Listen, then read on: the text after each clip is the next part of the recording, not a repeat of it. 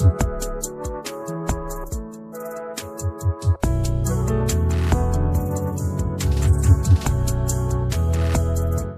ऐसा हुआ है कि आप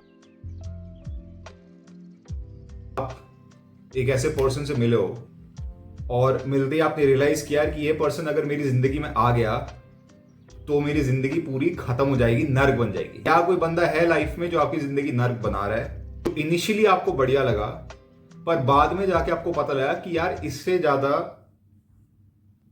खपाऊ बंदा या मुसीबत वाला बंदा और कोई नहीं है। मैं क्या बात कर रहा हूं? मैं बेसिकली बात कर रहा हूं टॉक्सिक लोगों की। टॉक्सिक आदमी कौन होता है? जो अपने लिए ठीक ना हो, नहीं होता कई बार, पर डेफिनेटली दूसरों के लिए ठीक नहीं होता। तो कई बार क्या होता है कि टॉक्सिक आदमी को पकड़ना बहुत टफ होता है, क्योंकि जब आदमी बहुत समय तक जहरीला रहता है तो आदमी अपना जहरीलापन छुपाना भी सीख लेता है। अगर मान लीजिए कि कोई आदमी जो धोखेबाज है, तो वो उसको आदत हो जाती है अपने धोखेबाजपन को छुपाने की और भरोसेमंद दिखने की। तो चोर अपने आप को क्या दिखाएगा कि वो बहुत ही ट्रस्टवर्दी है, पर फिर अंत में एक दिन आके आपकी जेब कब कतरती है आपको पता ही नहीं लगता। तो ये बेसिक आर्केटाइप्स मैं रॉबर्ट ग्रीन की book laws of human nature से निकाल रहा हूँ। तो अगर आपको डिटेल में इसके बारे में पढ़ना है तो उसकी किताब में काफी ज्यादा डिटेल में इस टॉपिक के ऊपर जाते हैं। मैं इसको एक सीरीज बनाने वाला हूँ रॉबर्ट ग्रीन की किताब के अलग अलग पहलुओं को लेके, जिसमें से आज इस टॉपिक को मैं छेड़ रहा हूँ। पहले आर्केटाइप के ऊपर, दी हाइपर परफेक्शनिस्ट। हाइपर परफेक्शनिस्ट कौन होता है? जिससे आप मिलते हो और उसका बहुत ही स्टैंडर्ड बहुत हाई होता है। कोई भी काम हाई स्टैंडर्ड, मतलब आप जैसे स्टीव जॉब्स है ना, तो आपको लगता है अगला स्टीव जॉब्स है बंदा, इतने ऊंचे स्टैंडर्ड उसके। ऐसे बंदे के साथ काम करते हो और उसका लेवल ऑफ कमिटमेंट देख के आप इनिशियली इंस्पायर होते हो, बट धीरे धीरे करके आप रियलाइज करते हो यार कि ये बंदा एक परफेक्शनिस्ट नहीं है, ये बंदा एक कंट्रोल फ्रीक है। क्या हुआ होगा इसके साथ कि बचपन के टाइम में किसी जमाने में इसने किसी पे भरोसा किया होगा, किसी काम के वास्ते, किसी घर वाले पे, किसी बहुत करीबी दोस्त पे, किसी रिलेशनशिप पे। वो भरोसा उसका टूटा होगा, तो तब से उसने क्या जिम्मेदारी ले ली है कि मैं सिर्फ काम करूंगा अपने बलबूते में, मेरा सिर्फ ट्रस्ट मेरे पे और मैं किसी और पे ट्रस्ट नहीं करता। तो इसमें क्या होता है, वो दूसरे आदमी पे ही कमियां ढूंढता है। तो अगर आप एक हाइपर परफेक्शनिस्ट बॉस या हाइपर परफेक्शनिस्ट दोस्त के साथ काम करोगे, वो कभी भी आपको अप्रिशिएट नहीं करेगा, चाहे आप जितनी भी कोशिश करो। उसके लिए कोई काम काफी नहीं है और वो कोई ना कोई बहाना आपको देगा आपको नीचा दिखाने के लिए, क्योंकि उसके लिए कुछ भी काफी नहीं हो सकता। ऐसे लोग किसी प्रोजेक्ट को बढ़ने नहीं देते, ऐसे लोग सबकी सेल्फ एस्टीम तोड़ देते, और जो आदमी जितना करीब उनके आता है उतना ही सेल्फ एस्टीम ये तोड़ना शुरू कर देते हैं। इन लोगों को कैसे पकड़ना है? आप जाओ देखो, अगर कोई बंदा ज्यादा परफेक्शन रोता है लेकिन वो अप्रिशिएट नहीं करता है, प्रोबेबली इसका मतलब यार ये परफेक्शनिस्ट, ये ओवर वो है, अपने बचपन का दर्द दुख पता नहीं किस तरीके से मिटा रहा है। इन लोगों को बॉस की तरह मत लो और स्पेशली दोस्तों की तरह मत लो। ये आपकी सेल्फ एस्टीम तोड़ के रख देंगे और आपका प्रोजेक्ट खराब कर देंगे जो आप लोग एक साथ करोगे। दे विल ओनली फाइंड कमियां, they will not find solutions, और आपको गिल्ट में डालेंगे कि आपके अंदर वो डिवोशन और डेडिकेशन नहीं है। अगली टाइप, इसको हम कहेंगे the relentless rebel. Relentless rebel, आपका जो रेबल होता है, ये बेसिकली वो आदमी होता है जो कहता है सरकार ने हमारे साथ धोखा किया, बॉस करता है धोखा। मतलब बेसिकली उसने एक अथॉरिटी फिगर को चूज कर लिया है और वो अथॉरिटी फिगर को हमेशा गाली देते रहता है, बिल्कुल यूजलेस है, इसकी वजह से सारा होता है, सरकार ने ऐसा किया, बॉस हमारा ऐसा है। इन लोगों का यूजुअली सेंस ऑफ ह्यूमर बड़ा सही होता है, बड़े अच्छे से ले लेते अथॉरिटीज की, और कहीं ना कहीं जो हमारे अंदर एक रिजेंटमेंट होती है ना अथॉरिटी के लिए कि यार हमारा बॉस है, हमको रेज नहीं देता सही टाइम में, फेवरिज्म करता है दूसरों को, जो भी हो सकता है, तो ये बंदा हमारे उस दुख या दर्द को बड़े प्यार से समझाता है हमको कि तुम सही कह रहे हो। अब देखो प्रॉब्लम क्या होती है इसकी, कि एक तो होता है कि अपने हक की लड़ाई लड़ना, कि आप जाओ और अपने हक की लड़ाई लड़ो कि देखो यार इट इज इंपॉर्टेंट कि यार देखो कोई मेरे साथ फायदा ना उठाए, अगर सरकार सही में खराब है तो आपको ऑब्वियसली रिबेल तो करना चाहिए। कर क्या होता है, बचपन में इसको नहीं मिली थी freedom, he is disappointed, he is hurt. Authority figure ने किसी दिन आके इसको धोखा दिया था। अथॉरिटी फिगर जो भी बचपन में लाइफ में रहे होगे, फादर मदर, घर में टीचर है, कोई भी हो सकता है जो बचपन में अथॉरिटी फिगर था, उसने बचपन में बहुत डिसअपॉइंट फील किया एक अथॉरिटी फिगर के प्रति। होता है कि इसकी हर नजर में वो उसी डिसअपॉइंटिंग अथॉरिटी फिगर को ढूंढता है। बॉस है, मान लो घर में मम्मी है, लेकिन मम्मी हमेशा कहती थी कि बेटा मैं इसमें तेरी हेल्प करूंगी, होमवर्क है उसमें, और मम्मी कभी करती ही थी। और मान लो कि कभी स्कूल से बेचारा बच्चा थके हुए आ रहा है और माँ ने कहा कि हाँ बेटा मैं तेरे को हमेशा कलेक्ट करने आऊंगी, और माँ हमेशा भूल जाती थी, उसको स्कूल से आना बेचारा चल के वापस आता था। तो ऐसे करते करते धीरे धीरे उसके माइंड में थॉट हो गया कि मेरे अथॉरिटी फिगर्स मेरी टेक केयर नहीं करते, they might love me but they don't take care of me. तो फिर क्या होता है कि उसके अंदर एक रिजेंटमेंट आती है जो वो हर अथॉरिटी फिगर के मुंह पे चेपना शुरू कर देता है। भले दूर से तो लगता है कि आपकी जुबान बोल रहे हैं, आपके हक के लिए लड़ रहे हैं, पर अंत में ये बेचारे यार दर्द के रोग होते हैं जो किसी ना किसी को किसी ना किसी कारण से नीचा दिखाएंगे दिखाएंगे। इन लोगों को पकड़ते कैसे हो आप महसूस करो कि अगर आप अथॉरिटी पावर में हो तो ये लोग आपके साथ कैसा बिहेव करते हैं, क्योंकि इन लोगों को सिर्फ अंडरडॉग को ही प्यार देना आता है। अगर अथॉरिटी फिगर सही काम भी करता है ये तब भी उसको नीचा दिखाते हैं। तो कोई मतलब नहीं है कि अथॉरिटी फिगर सही कर रहा है गलत कर रहा है, इनको सिर्फ नीचा दिखाना है। इनकी वैलिडेशन, इनका जो खुशी है वो वहीं से आती है, बिकॉज ये कहीं ना कहीं फील करते हैं कि हर अथॉरिटी फिगर खराब होता है। ये लोग फील करते हैं यार कि ये लोग एक मॉरल हाई ग्राउंड में, जैसे ना ये मॉरली सुपीरियर है, कि जैसे तुम गलत सोचते हो पर मैं सही सोचता हूं, मेरी सोच आपसे ज्यादा ऊंची है। उनके माइंड में ही चलता है। उसके रहो, ये सैबोटाज करते हैं, ये किसी भी अच्छे प्रोजेक्ट को सैबोटाज करते हैं। अगर ये आपके अंडर काम करते हैं, ये आपको अंडरमाइन करने की हमेशा कोशिश करेंगे, चाहे आप जितने प्यार से रहो उनके साथ। इनके अपने इश्यूज है, इनसे बच के रहना। एक तरीके से बताऊं तो ये लोग सिर्फ बच्चे होते हैं, ये बड़प्पन का नाटक करने वाले से बच्चे होते हैं, या अभी भी उसी बचपन में फंसे हुए हैं जहां वो दिखाना चाहते हैं कि जो भी चाहे कर सकते हैं। जो अगला टाइप होता है ये मेरे हिसाब से ना काफी डेंजरस टाइप होता है, क्योंकि इसे पकड़ना थोड़ा टफ होता है। इसको हम पर्सनलाइजर कहते हैं, द पर्सनलाइजर। ये वाला जो टाइप होता है ना, ये वो लोग होते हैं जो शुरू में आते हैं बड़े स्वीट स्वीट से, प्यारे प्यारे से।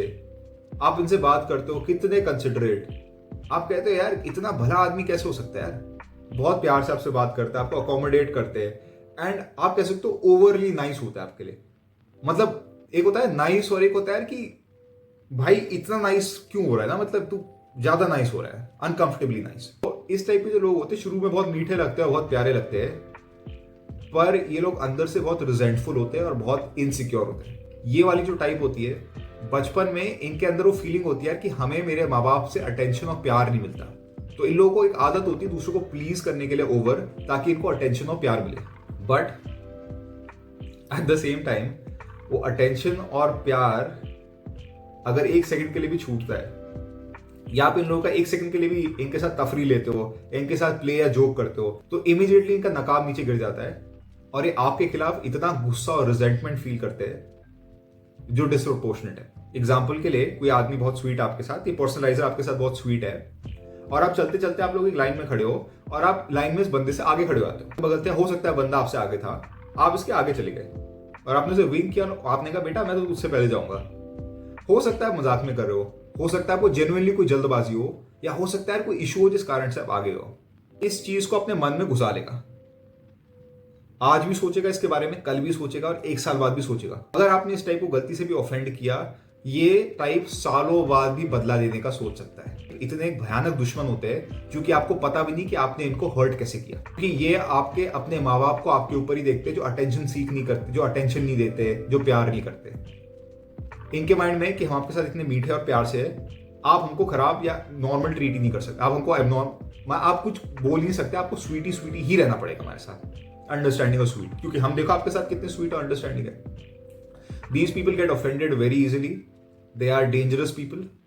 इनको पकड़ लो और इनका पास्ट रिलेशनशिप चेक करो, क्योंकि दूसरों को ना किसी तरीके से इनएविटेबली लोग इनसे थोड़ा दूर हो ही जाते हैं। तो आपको बहुत गौर से देखना है, अगर कोई आदमी बहुत स्वीट है लेकिन साले के दोस्त वगैरह नहीं है, तो you have to be very careful सोचने के लिए कि ऐसा क्यों है कि इस बंदे के दोस्त नहीं है जबकि इतना प्यारा बंदा है, क्या चक्कर है। यूजुअली ऑफेंसिव टाइप होते हैं जो सालों बाद ही बदला लेने का सोचते हैं, इनको इंसल्ट मत करना।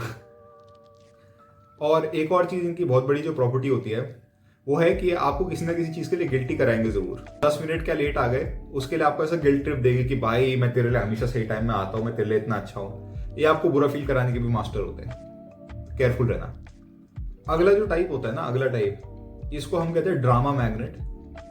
ये यूजुअली उन पेरेंट्स के बच्चे होते हैं जो पेरेंट्स कहीं ना कहीं अटेंशन पे नहीं कर रहे होते तो बच्चा एक दिन चिल्लाता है या गाता है या कुछ ओवर रिएक्शन करता है अपने पेरेंट्स का अटेंशन गेन करने के लिए। इतनी आदत होती है चिल्लाने और गा के अटेंशन लाने की कि इन लोगों को यही एक तरीका होता है अटेंशन गेन करने के लिए। ये लोग अपने आप को छुपाते कैसे कि एक क्राउड में जो सबसे ज्यादा हंसी खेल वाला पॉजिटिव और जो जैसे लाउड बंदा या बंदी, वो कई बार ड्रामा मैग्नेट आते हैं। आप इन लोगों से बात करते हो तो ये लोग 1000 किस्से होते हैं, यार मेरी से लड़ाई हुई थी, इसने ये कह दिया, उसने वो कर दिया, कुछ ना कुछ ड्रामेटिक किस्सा। और हर ड्रामेटिक किस्से में ये सारे के सारे बेचारे विक्टिम होते हैं, इनकी गलती नहीं होती। हर ड्रामे में यही होते हैं, बट नहीं, उसकी वजह से यार वो बदतमीज है, इसने वो कर दिया। और ये इनको पकड़ने का तरीका होता है। जो आपको अपने 1000 किस्से बताता है कि यार मेरा इसके साथ लड़ाई हो गई, ये ड्रामा हो गया, वो ड्रामा हो गया, और वो ज्यादातर ड्रामों में खुद अपने आप को विक्टिम बोलता है कि मेरी कोई गलती नहीं थी यार, मैं तो फंस गया।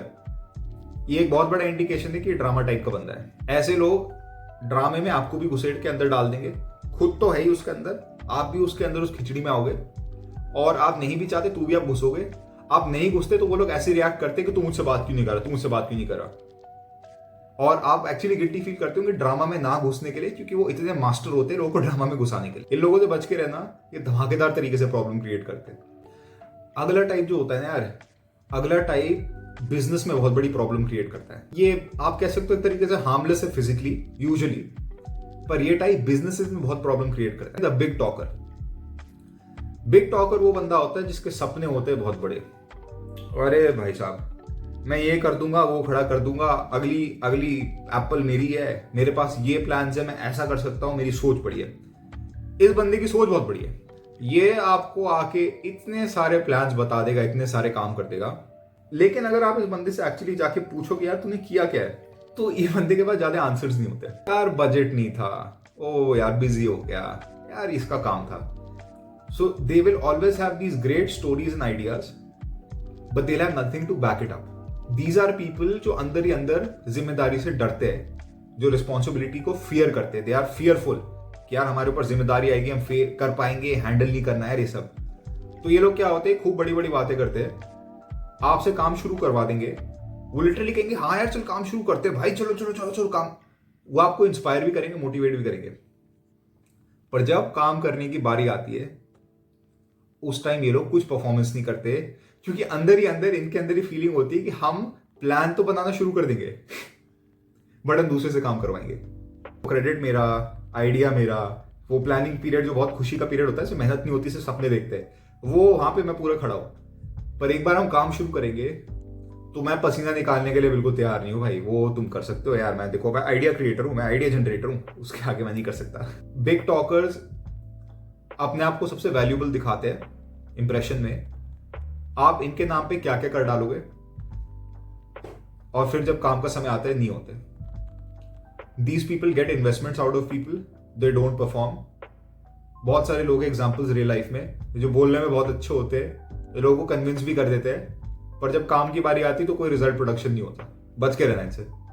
ये जो नेक्स्ट टाइप होती है ना, प्रॉब्लमैटिक इन द सेंस कि इस नेक्स्ट टाइप से रिप्रिकॉशंस बहुत स्ट्रांग होती। ये नेक्स्ट टाइप देखो, ये सारे के सारे जो टॉक्सिक टाइप है ना, ये अंत में बचपन की किसी प्रॉब्लम या बचपन की किसी ट्रॉमा से आ रखे। ये वाली टाइप को कहते हैं द सेक्सुअलाइजर। इस टाइप का यार एक फायदा नुकसान होता है, मतलब प्रोफेशनली तो नुकसान ही नुकसान होता है। ये वाली टाइप क्या होती है यार, ये हर चीज में सेक्स को डालने की कोशिश करती है। बचपन में किसी टाइप का इनअप्रोप्रिएट एक्सपीरियंस हुआ होता है इनका सेक्स के प्रति। यूजुअली क्या होता है, एक फैमिली मेंबर की इनअप्रोप्रिएट टचिंग आप कह सकते हो, कॉन्शियसली या सबकॉन्शियसली, आप जैसे भी कह सकते हो, किसी प्रकार का इनको सेक्सुअल ट्रॉमा हुआ होता है। तो इनका क्या होता है, इनअप्रोप्रिएट सेक्सुअल रिलेशंस बनाने की इनकी हैबिट होती है। अगर जॉब है तो जॉब में क्लाइंट के साथ इनअप्रोप्रिएट रिलेशनशिप, या लोगों के साथ अप्रोप्रिएटली नहीं रहना, जिन कॉन्वर्सेशन में सेक्स नहीं आना चाहिए उसमें भी सेक्सुअलिटी को घुसाना ओवर्टली। ये वाली टाइप क्या होती है, ये गिल्ट से बहुत स्ट्रांगली एसोसिएटेड होती है। एंड ये टाइप ना सिर्फ अपने आप को बिजनेस में प्रॉब्लम क्रिएट करवाती है, आपके जो आजकल हार्वी वाइनस्टीन और जेफरी एप्स्टीन और ये जो अनफॉर्चुनेट यार, ये तो बहुत ही जो हद पार पागलपन जो न्यूज में निकली है, जो सारे किस्से आए पेडोफिलिया और वुमेन अब्यूज और सबके साथ। बट सेक्सुअलाइजर टाइप जो होती है वो सेक्सुअलिटी को बाउंड्री में नहीं रख पाती। इन लोगों को पकड़ना या इन लोगों को कहीं ना कहीं विजुअल, इन लोगों को होन इन करना इज रिलेटिवली इजी जब आप फील करते हैं यार कि these people are overtly sexual. अगर ये ऑपोजिट सेक्स के तो आपको अच्छा भी फील होगा यार कि कहीं ना कहीं अटेंशन आ रहा है, but these people have a hard time to kind of create these boundaries. और उससे क्या होता है कि दूसरे को सेक्सुअली हार्म कर सकते हैं, बिकॉज उन जगह जहां पे सेक्सुअलिटी नहीं आनी चाहिए वहां भी उसको डालते हैं। So these people can be quite damaging, और इनसे भी दूर रहना समझदारी होती है। एक तरीके से आप कह सकते हो तो इनके लिए every relationship is a potential relationship to be sexual in. आप बचपन के ट्रॉमा से एसोसिएट कर सकते हो इसको। तो be mindful of these people also. ये नेक्स्ट टाइप तो मेरे को काफी फनी लगता है, बिकॉज ये टाइप हम सभी लोग पहचानते हैं। इसको हम कहते हैं द पैम्पर्ड प्रिंस या प्रिंसेस। ये आपके वो पर्सन होते हैं जिनको बचपन में ओवर अटेंशन दिया जाता है। जब बच्चा 2 या 3 साल का होता है तो एक उम्र आती है जब बच्चा रियलाइज करता है कि उसके पेरेंट्स की अपनी खुद की प्रायोरिटी भी है। Parents have to do other things also besides taking care of the kid, and धीरे धीरे करके बच्चा अपने इंडिपेंडेंस को समझता है। Pampered children are those children जिनके अंदर कोई इंडिपेंडेंस, मतलब वो कभी वो 2 साल के होते तो भी उनको पेरेंट्स पूरा अटेंशन देते हैं, 3 में भी अटेंशन, 4 में भी अटेंशन, 5 में भी अटेंशन। उनको इतना अटेंशन मिलता है कि they are so used to being the centre of the universe. जैसे धरती है ना, तो धरती सूरज के चारों ओर घूमती है तो वो अपने आप को सूरज समझते हैं। People are masters at getting your attention. ये आपको गिल्ट फील कराएंगे अगर आप इनके साथ रिलेशनशिप में हो, ये आपको गिल्ट फील कराएंगे अगर आप अपने बारे में सोचते हो। अगर आप हर चीज में इन्हीं को प्रायोरिटी नहीं बनाते, मतलब लेटे हुए तो इन्हीं की मालिश करो, इन्हीं को गाड़ी चला के शोफर करो, इन्हीं को प्यार करो, रिलेशनशिप में इन्हीं की बात सुनो, इन्हीं के हिसाब से चीजें करो, तो ये लोग सिंपैथी गेन करने में और खुद की कॉन्वर्सेशन खुद के घुसाने में इतने एक्सपर्ट्स होते हैं कि आप गिल्ट फील करोगे अगर आप इनकी सेवा नहीं करते। दीज पीपल आपकी इंडिविजुअलिटी तोड़ के रख देंगे, आपको गिल्ट के एक कुएं में घुसा देंगे, एंड आपको बेसिकली एक नौकर बना के छोड़ देंगे। ऐसे लोगों से कंप्लीटली बच के रहो, ये आपकी सेंस ऑफ सेल्फ को खत्म कर देते हैं और आपकी सेल्फ वर्थ खत्म कर देते हैं। Why would you want to be with someone जो आपके बारे में भी उतनी एस्टीम में नहीं सोचता जितनी एस्टीम आप अपने बारे में सोचते हो। जो अगली टाइप होती है ना यार, अगली टाइप आई थिंक हम सभी लोग जानते हैं, अनकंफर्टेबल सी टाइप होती है। इसको हम कहते हैं द प्लीजर। द प्लीजर वो टाइप का होता है पर्सन जो आपके सामने बहुत मीठा और प्यारा होता है, ऑलवेज आपको लगता है कि आपके लिए कुछ ना कुछ करना चाहता है। हाँ कोई नहीं सर, आपके लिए काम कर देंगे, हाँ नहीं वो फेवर है मैं उसको कर लूंगा, इस टाइप के होते हैं। They do too much for you. After a time जब आप और वो आपके लिए कुछ करते हैं और आपकी वो एक आप उसके लिए अच्छा फील करते हैं कि यार ब्रो थैंक यू या मिस थैंक यू, तुमने मेरे लिए इतने हेल्प करी, पर ये लोग साथ ही साथ उनका एक मिरर इमेज होता है कि यार हम हेल्प तो कर रहे हैं but at the same time हम नौकर थोड़ी है, हम क्यों हेल्प कर रहे हैं।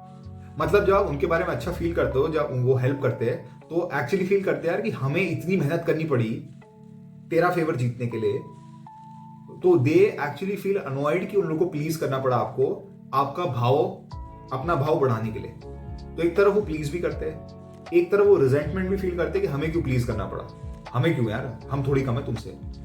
तो ऐसे लोग क्या करते हैं कि आपको इनिशियली खुश करने के लिए ओवर करते हैं एंड देन उसके बाद कमिटमेंट मिस करना शुरू करते हैं। आपने कोई बिजनेस मीटिंग जिसमें अभी तक बिल्कुल सही काम कर रहे थे, अचानक ये बंदा मीटिंग मिस कर देगा बिन वजह। कोई भाई क्या हुआ, फोन नहीं उठाएगा, आपने कहा यार भाई क्या हो गया, और ये धीरे धीरे करके लोग आपको सैबोटाज करने की कोशिश करते हैं।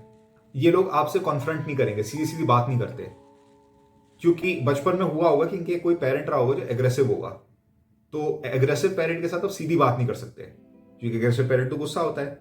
तो इन लोगों ने नए पैतरे निकाले पैसिव एग्रेसिव होके, सीधा सीधा बोलने के बजाय हाँ कोई नहीं यहाँ पे तो स्वीटी स्वीटी, पर साइड से ये लोग बदला लेते हैं और साइड से ये लोग बदतमीजी करते हैं।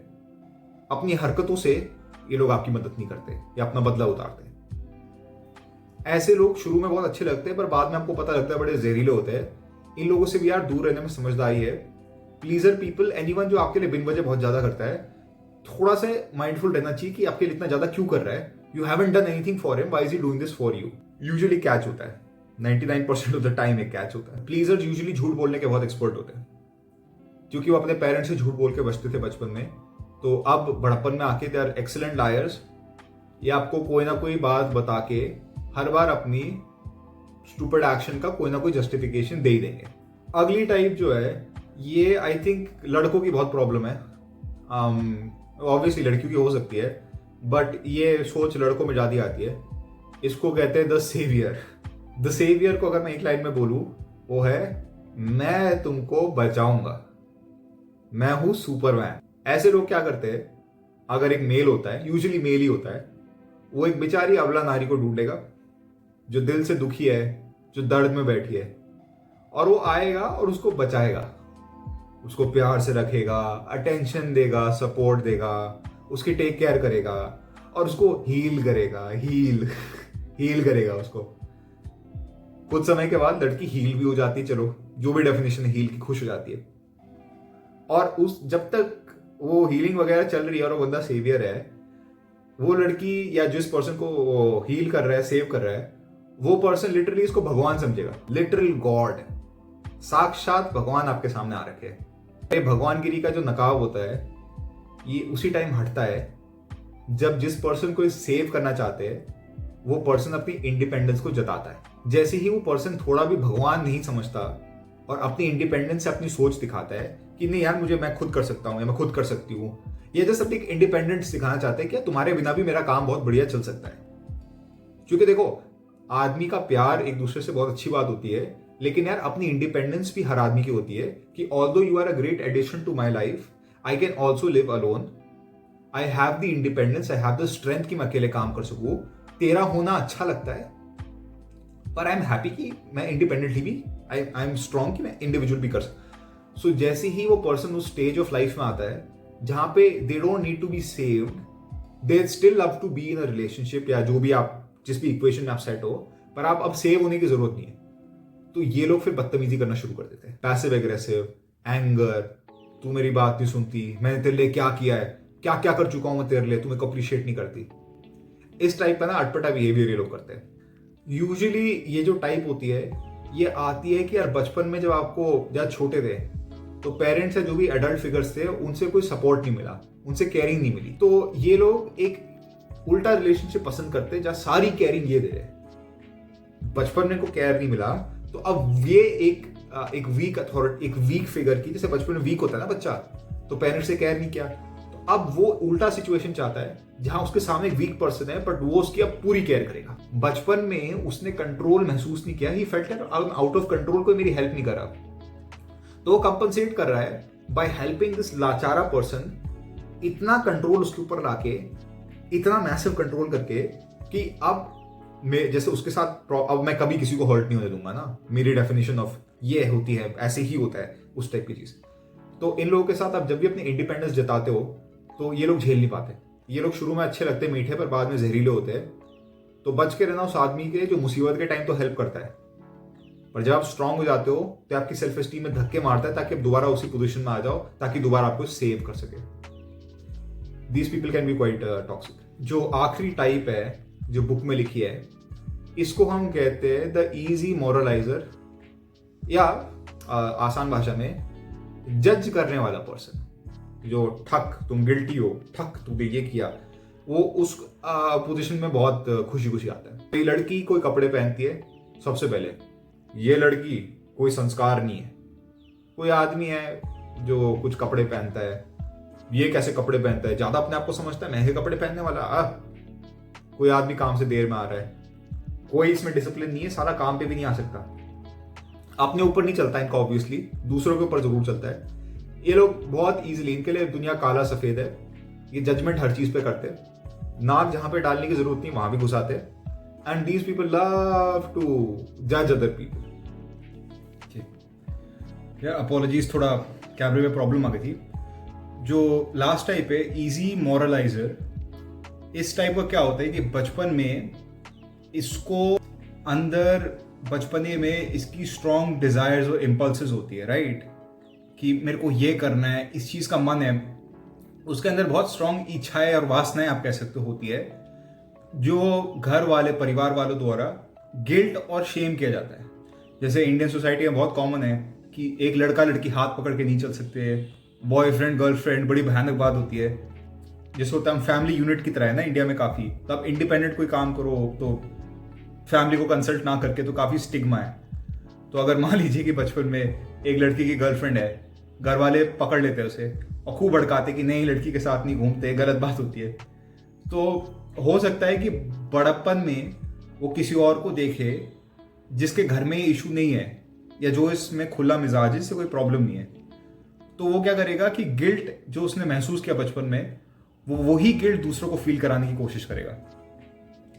ये इजी मॉरलाइज करने वाले लोग, इनको बचपन में इतनी रिस्ट्रिक्शंस दी जाती है कि इन बेचारे ये लोग झेल नहीं पाते कि दूसरे लोग वो सब कर पा रहे हैं जिसके लिए मुझे इतना गिल्ट झेलना पड़ा। तो ये लोग सबकॉन्शियसली उन लोगों को रोकने की कोशिश करते हैं।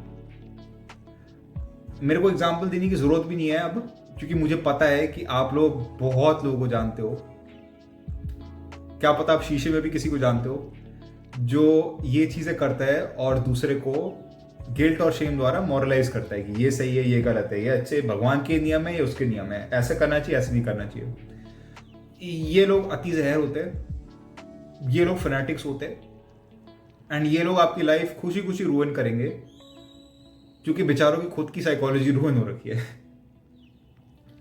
And guys, these are the basic types of toxic people जो किताब में मेंशन्ड है। इस किताब में बहुत सारी और चीजें मेंशन्ड है जो होपफुली मैं समय के साथ साथ हर चैप्टर या हर टॉपिक के ऊपर मैं एक वीडियो निकालते रहूंगा ओवर टाइम। उसकी पूरी मैं प्लेलिस्ट सेट करूंगा। मैं ही नहीं कह सकता कि कल ही निकालने वाला हूं, बट घूम फिर के मैं एक ना एक दिन निकाल दूंगा सारे, क्योंकि ये किताब बहुत शानदार है यार। Should be read by everyone. Robert Greene तो वैसे भी बेहतरीन ऑथर है ही। चलिए फिर, अगर आपने इतना लंबा वीडियो देखा है तो इसका मतलब आपको थोड़ी वैल्यू मिली है। सो अगर पसंद आए तो प्लीज लाइक कर लेना, share, subscribe, and I will see you in the next one.